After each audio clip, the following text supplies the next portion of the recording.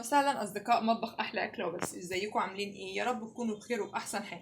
ايه رايكم في الحاجات الجميله ديت؟ هنعملها في البيت بتكلفه قليله وهتدينا نتيجه ممتازه. هنعمل كوكيز الفانيليا بطريقه سهله ومقادير مظبوطه جدا، هيطلع معاكي ناجح مليون في المية. بصي الشكل عامل ازاي، التحمير من تحت بيبقى طري شويه من النص ومن بره مقرمش. بصي اهي، وطعمها بقى جميل جميل جميل. بيتباع بره غالي، هتعمليه في البيت بأقل الإمكانيات والطعم رائع.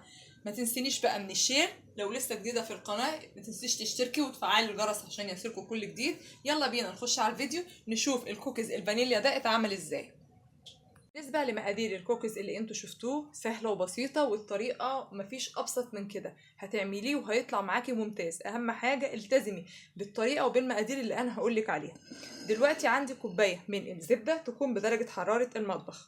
تعبري كده اهو كوباية، الكوباية اللي تعبري بيها تكون واحدة.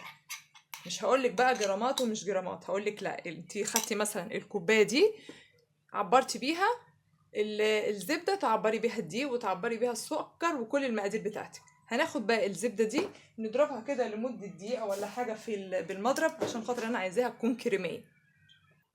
كده خلاص ضربت الزبده لمده دقيقه كده. هنبدا نحط عليها بقى كوبايه ونص من السكر البني. ده مش سكر بني، ده سكر ابيض. عبرت كوبايه ونص من السكر الابيض، حطيت عليهم معلقتين كبار من العسل الاسود وقلبتهم كويس مع بعض، عشان خاطر في ناس ما بيبقاش عندها السكر البني، فانا اشتغلت معاكي بالسكر الابيض وحطيت له العسل.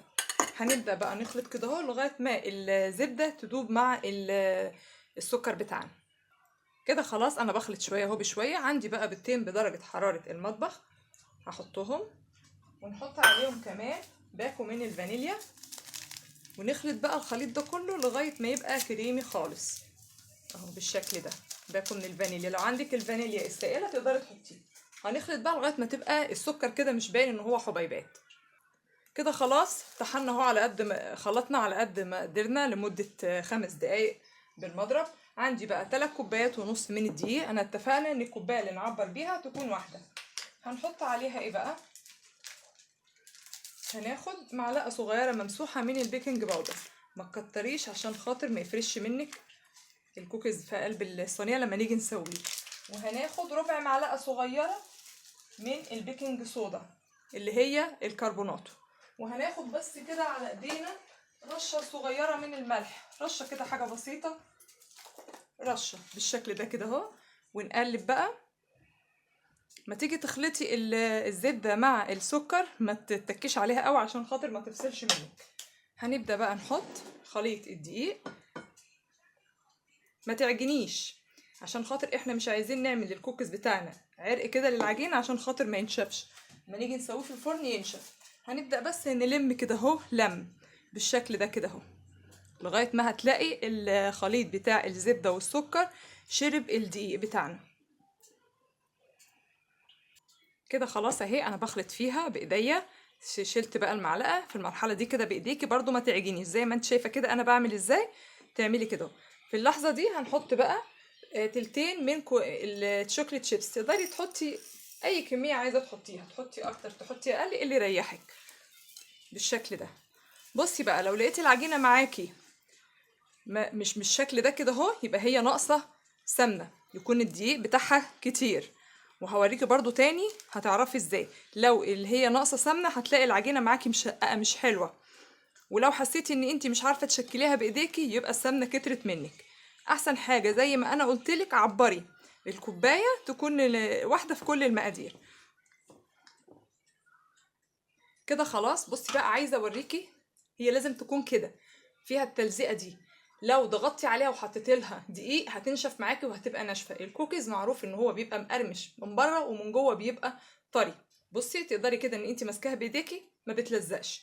هتبداي بقى تاخدي كده قطعه الحجم بقى اللي انتي عايزه تعمليه بالشكل ده كده اهو عشوائي. اهي هتبقى كده اهو بالشكل ده المقاس اللي انتي عايزاه. الصينيه اللي هتدخليها الفرن تبداي تحطي كده اهو بالشكل ده. انا عايزه اعملك ان انتي يعني مش هنقول بقى ادوات ولا حاجه، بايدينا وايدينا نظيفه بس، يا دوبك اديها يعني لفه كده خفيفه. وحاولي تسيبي مسافات ما بين كل واحده والتانية عشان هو لسه بيفرش بالشكل ده كده. بصي انا عايزه اوريكي العجينه لازم تكون العجينه معاكي كده اهو عشان يطلع معاكي الكوكيز ناجح 100%. هشكل بقى انا الكميه بتاعه الكوكيز بتاعي بالشكل ده زي ما انا وريتكم بالشكل ده اهي، ونسيب مسافات على قد ما نقدر. يعني انا كده حاطه في الصاج 3 بالشكل ده كده اهو. هخلص بقى الكميه كلها وبعد كده نشوف هنعمل ايه تاني مع بعض. انا شكلته بالشكل ده، قلت لكم نشكل بمعلقه او نشكل بشكل عشوائي، هيعمل معاكي المقدار دوت كميه كويس. عندي بقى شوكليت شيبس، تحطي بس كده على الوش. ليه بعض الوحيد اللي هتحسي ان هي اللي مش باين فيها الشوكليت شيبس، مع ان انتوا شايفين الشكل باين. بصي عامله ازاي، انا عملتها معاكم من غير اي ادوات، وكمان شكلناها بايدينا. مش هنقول بقى ان هي محتاجه تشكليها باي حاجه، بايديك بمعلقه الايس كريم كله هينفع معاكي وهيمشي. دلوقتي انا مسخنه الفرن على درجه حراره 200. على الرف اللي في النص ما هتسخني الفرن لمده ربع ساعه الاول قبل ما تدخلي عليه الكوكيز بتاعنا دوت. هتدخليها بعد مرور ربع ساعه على درجه حراره 200، هتقعد من 10 ل 12 دقيقه.